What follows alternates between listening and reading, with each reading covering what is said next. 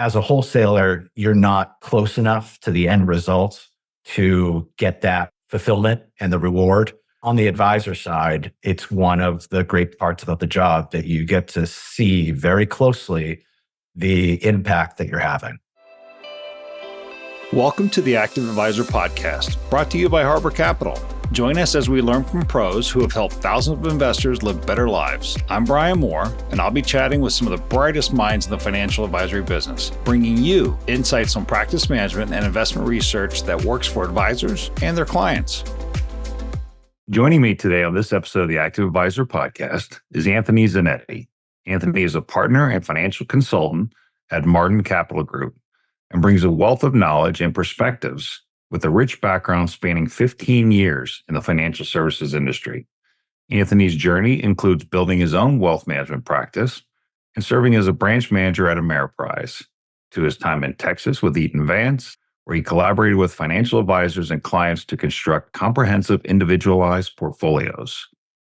Today at Mardin Capital Group, Anthony remains passionate about simplifying and organizing his clients' financial lives while emphasizing the value of lasting client relationships across generations.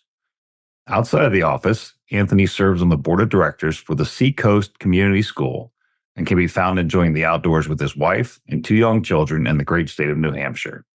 Welcome, Anthony, and thank you so much for joining us. Thanks for having me, Bryan. This should be fun. It is going to be fun. I know it's Friday. We're going to have a blast. Okay, now to get the conversation started, we typically like to start by asking, what's the first memory you have related to money or investing? So I have several. My parents talked pretty openly about money with my brother and I. I don't know if it was a conscious choice, but I played hockey my whole life and into college for a mediocre school. But hockey equipment was a big deal when you were young. So I was looking up to the high school and college and pro guys and obviously wanted to be wearing the same stuff that they were wearing. So when it came time to shop for hockey equipment at ages where you're growing out of it, basically every 6 months, my dad would say, these are the skates that I'm willing to buy. If you want to buy those skates, you can pay the difference. And it taught me to analyze if that was worth it to me. And I basically ended up making the choice that, no, well, let's go with the skates that you're going to buy. So I think at a young age, I learned the value of money, especially the value of my own money, my parents' money, and just what was worth kind of paying up for. No, it's actually it was a great learning experience. And I'm sure one that both your parents enjoyed watching you kind of figure out on your own and knew was going to teach lifelong lessons as well. Exactly. We can hit the fast forward button just a little bit. I'd love to hear a little bit more about your early career as a wholesaler and the journey that led you to make the career pivot to becoming a financial advisor. All right, that's a big topic. So I would break up my career into 4 chapters. The first chapter was working with a family wealth management team that was not my family. That was my internship and first job out of college. It's where I think I fell in love with the client meeting aspect of the job. Because of the family dynamics and my own personal goals, I knew that I wouldn't be able to get there as quick with them. And the more interaction I had with wholesalers, it became clearer to me that was a path I could potentially be successful at. My dad was a pharmaceutical sales rep. My uncles kind of worked out of their car in various jobs like that. So the idea of being able to do a similar job in finance was intriguing to me. I had no interest in getting my CFA. I didn't want to take out student loans for an MBA. So the wholesaling path, I felt like was the straightest line to my own financial goals, which was the focus at the time. So I went to Eaton Vance as an internal wholesaler. That was kind of like a Hunger Games sales desk with a bunch of people under the age of 30, a portion of those people competing for external promotions. In my late 20s, I was able to get the Houston, Texas territory. So I was dating my wife at the time. She got into grad school. I just got the job. We did 18 months long distance, and my territory was from El Paso, Texas to New Orleans, Louisiana. And my goal was to meet with as many financial advisors in that region. And I ended up, over time, it was hard, but being pretty good at the job. I increased sales and revenue in the territory, and I reached my own personal financial goals. And my wife and I were able to take care of a few things and get our foundation in order to make a long story short, and this was not as clear then as it is now, it became clear to me that if my only way of measuring my career success and personal success was the size of a paycheck, that if the paycheck changes or if the job changes, meaning becomes a lot harder for the same dollar, then that has an immediate impact on my essentially like my well-being. And that started to happen. I also realized that my scorecard of how I judged myself was different than maybe other people. So the people on stage at the end of the year that won the awards were incredibly talented and likely the hardest workers. But I felt like to be in the 1% of wholesalers, you could not be in the 1% in other areas of life. And I wasn't willing to do that. So I started, and I knew that like there was never going to be a corporation that said, okay, we're going to give out an award for the guy who had the most sales with the least amount of meetings or the most sales with the least amount of nights in a hotel room. But I started to think that way, efficiency, profitability, and creating this scorecard that worked for myself, my wife, and our family. And just to answer your question directly, it became clear that the only way I was going to be able to judge myself on a scorecard that I created was to become a business owner. So that's what led to the advisor journey. We can talk about a little bit maybe how I got from wholesaler to advisor, but that's in a nutshell. That took 7 years to figure that out. That's what happened. That even at 7 years, that's literally a lifetime for a lot of people. I think wholesaling is one of the toughest jobs out there. I did it for several years myself.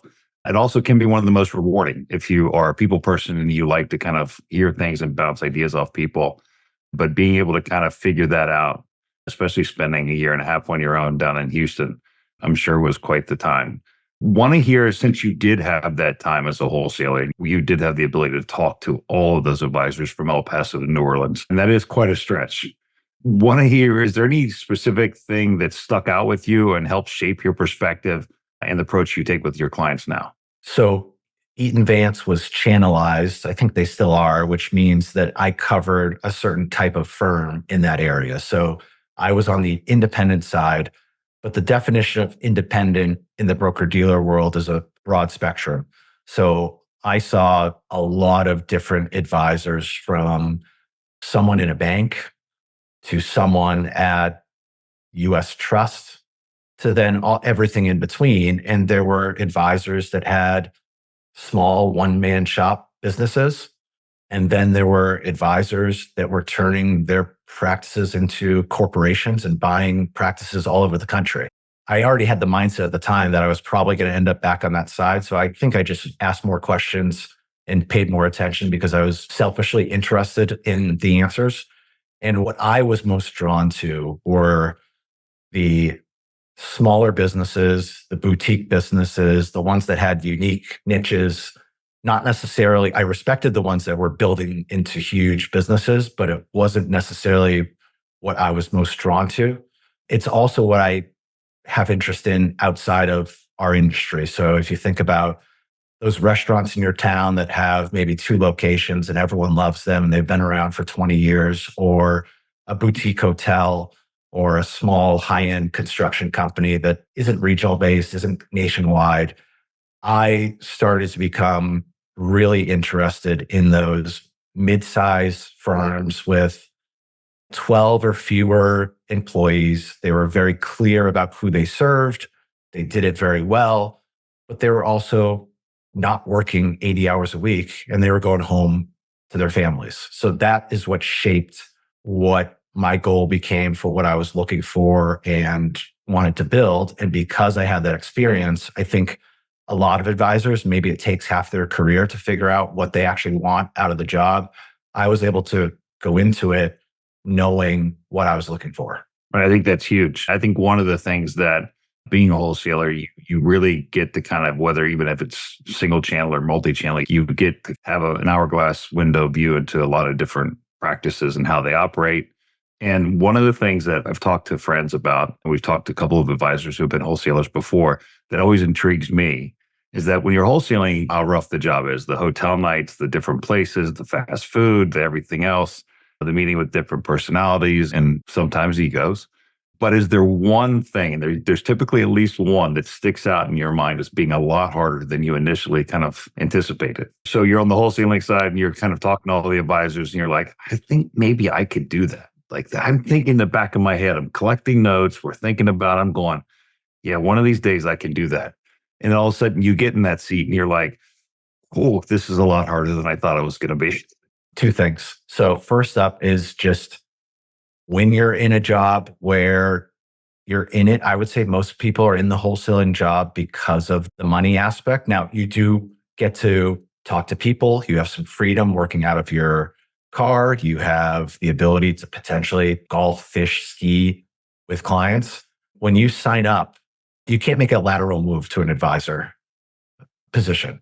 So when you voluntarily sign up for, in my case, a 60 to 70% pay cut, mentally, even if you're prepared, even if you had an advisor, even if you ran all the numbers, talked to every mentor that you had, it is still really tough to do that. That's my answer on the personal side. On the job side, I think I took for granted, and I don't know if this sounds obvious, but when you walk into an office as a wholesaler or a big office with a lot of advisors, everyone in that office knows why you're there.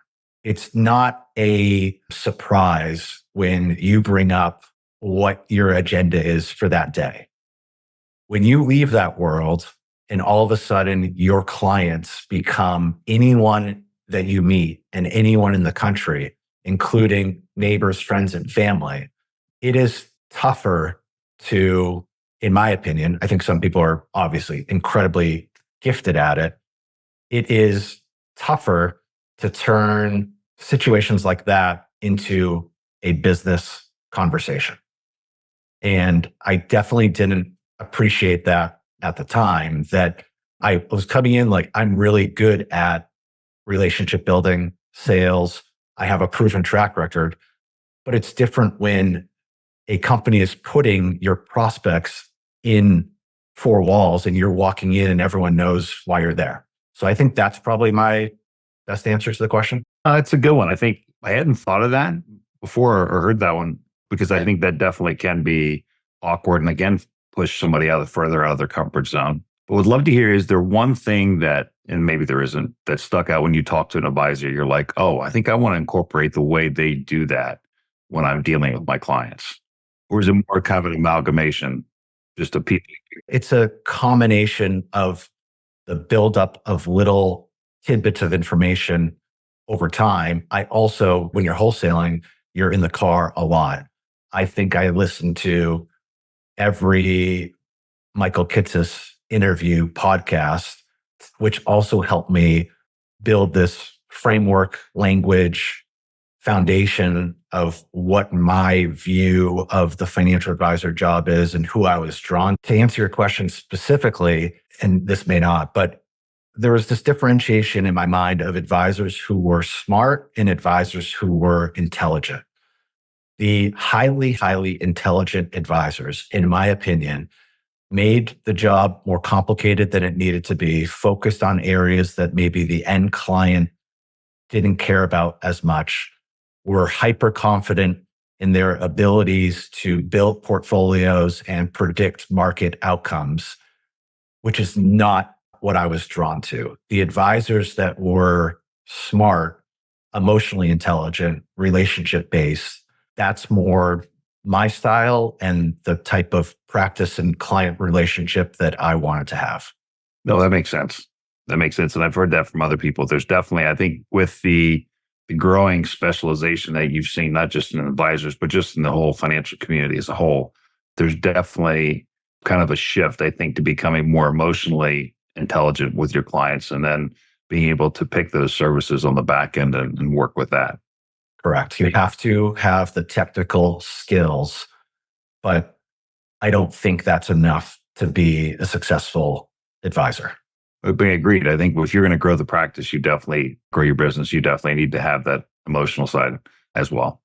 So one of the things we're switching, kind of keeping on that emotional theme, when we spoke earlier this week, you mentioned that you like to use your parents as an example of how when you're working with retirees and how you're encouraging them to fly first class, which is something that I was like, it kind of stuck with me throughout since our previous call. And I'm like, I like that. I would love to hear more about how you're turning these lifelong savers, i.e. like your parents, into spenders in retirement. First off, I think when people hear spending can mean different things to different people. It could be charitable goals. It could be gifting to family. It could also be just buying things that you have never purchased in your life. So if I were to sum this up in general, most of our clients, granted, we have a lot of different segments, but we have a lot of clients who are first generation millionaires. They worked at the same company for a long time. They built their wealth by just being diligent savers from a young age and getting the benefits of compound interest. Later in their career, they end up making more money, getting big promotions, but their lifestyle is kind of already set. So they end up saving even more money. Maybe they also get a pension, which wasn't necessarily in their plans when they started saving into their 401k. So now they have a situation where they have a nest egg that is enough to retire, but they also have guaranteed income sources coming in. So it's a really interesting and fun conversation to be able to sit down with an individual, a couple, or a family and say, your situation, lifestyle in retirement has the potential to be greater than what you've had the last 30 years, which a lot of people don't think will happen when they go into retirement. They're thinking about what can we remove? What can we cut out? How watered down can we get our expenses? And then we sit down with them. Specifically, I think I have this perspective because I've seen it with my parents for 30 years. I'll give one example with my parents that I share with clients.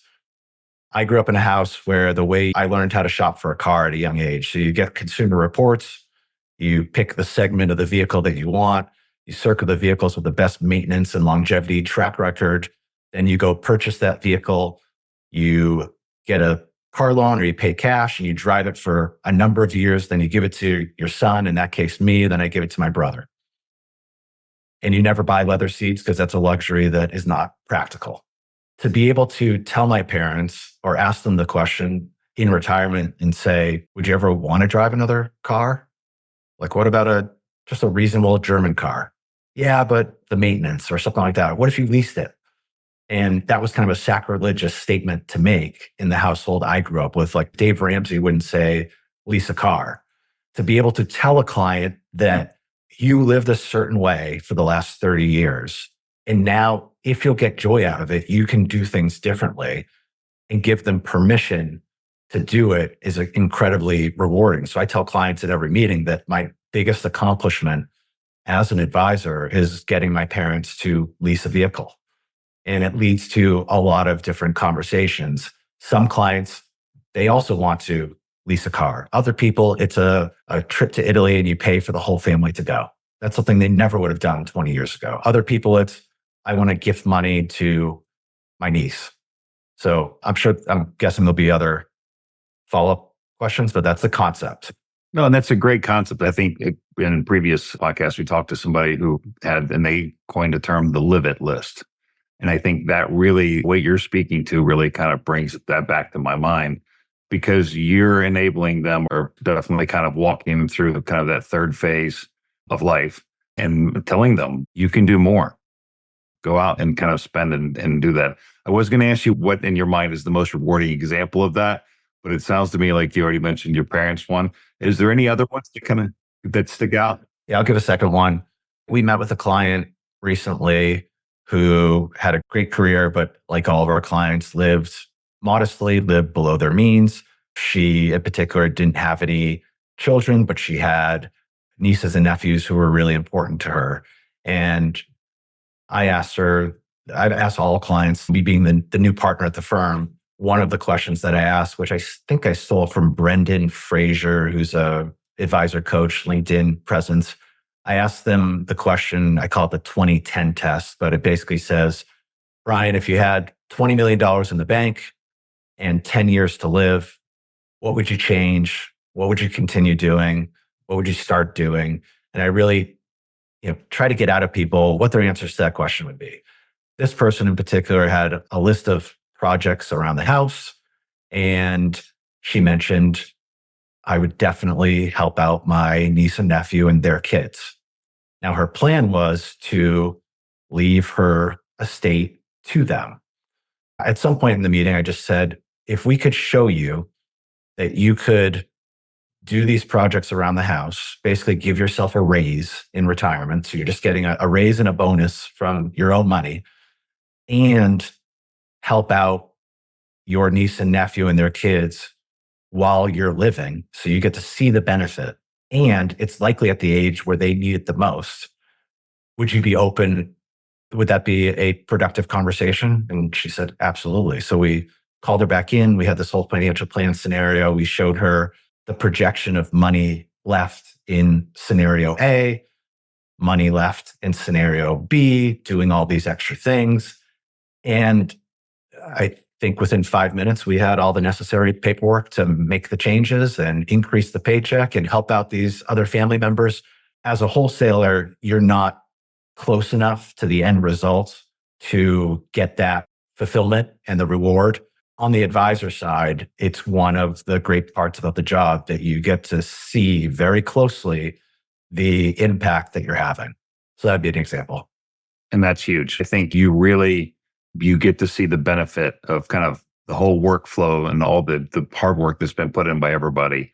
And I think that's got to be extremely rewarding. It is. It's the best part about the job and the reason why I made the change. Excellent. Well, let's lean a little bit more into that change. Essentially, you're the new guy at a firm. We've had clients that have been with the firm for over 10 years. What are some of the ways that you're trying to close that gap, the time gap, and build trust with those clients?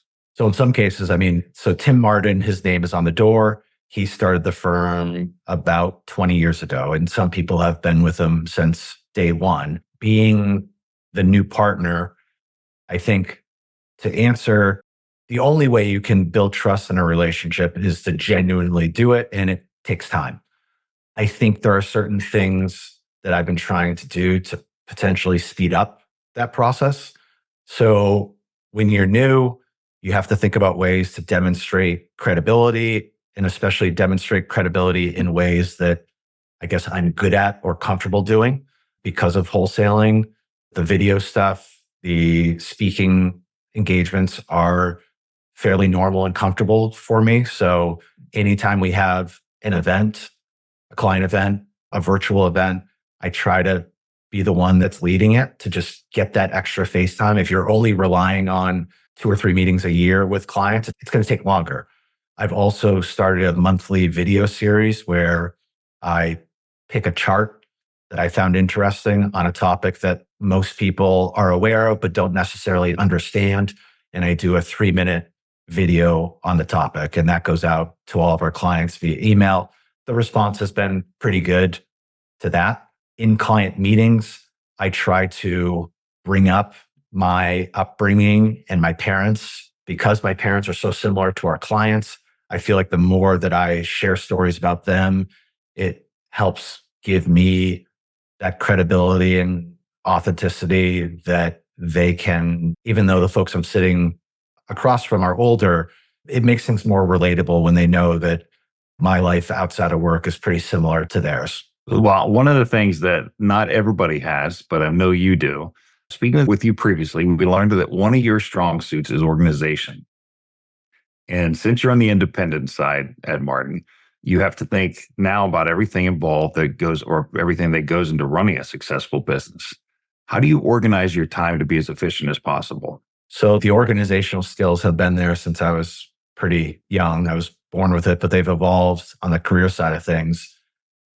As a wholesaler, I felt like the only way to do the job and make it a little bit easier is to be organized. When I left there to get that bridge job with Ameriprise as the branch manager, that was really my first taste of the corporate world. I had someone I reported to who, in my mind, was the closest thing to an executive that I spoke to often.